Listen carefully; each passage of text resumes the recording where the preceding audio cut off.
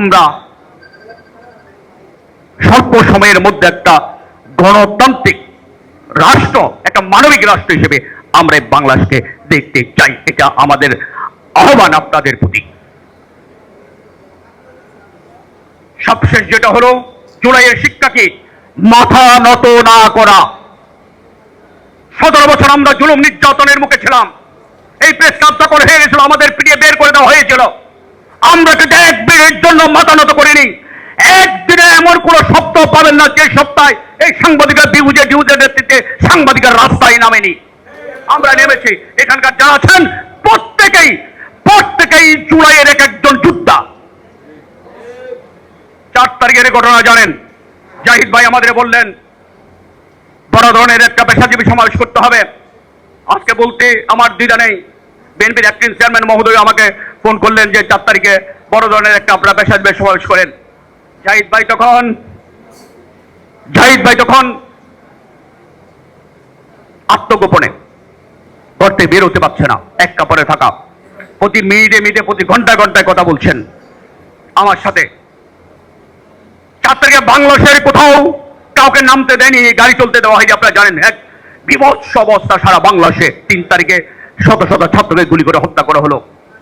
আমরা পেশাজীবীরা সকালে এসে দাঁড়াতে দিবে না।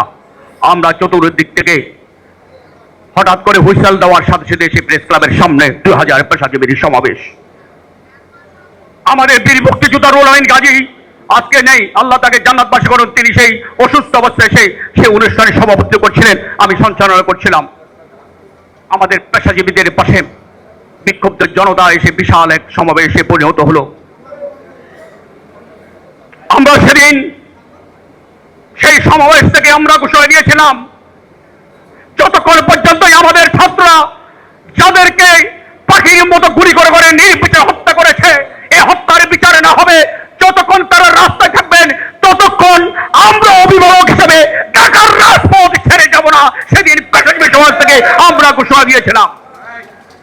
বন্ধুরা আমার, মুহুর্মুহু টিয়ারশেল, গ্রেনেড, বোমা গুলি শুরু করে দিল আমাদের উপর, নির্বিচারে গুলি, অগণন গুলি। নিউজের যে আজকে সভাপতি, তিনিও ইটের আঘাতে সেদিন আহত হয়েছিলেন।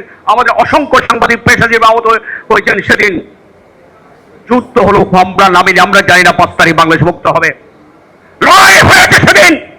পেশাজীবীরা ফেসিবাদের যে গুলি করছে, সেই পুলিশের এই প্রেস ক্লাবের সামনে পুলিশ বম চালিয়ে দিয়েছিল। সেদিন পুলিশের গাড়ি ফেরত পাঠিয়েছিল গুলির মুখ পেশাজীবীরা। এই সাংবাদিক পেশা, আমরা সাংবাদিকের সামনের কাতারে ছিলাম সেদিন। অন্যায়ের কাছে মাথা নত করতে আমরা শিখিনি। যেটা বলছিলাম, জুলাই শিক্ষা হচ্ছে মাথা নত না, কারণ আমরা মাথা নত করিনি।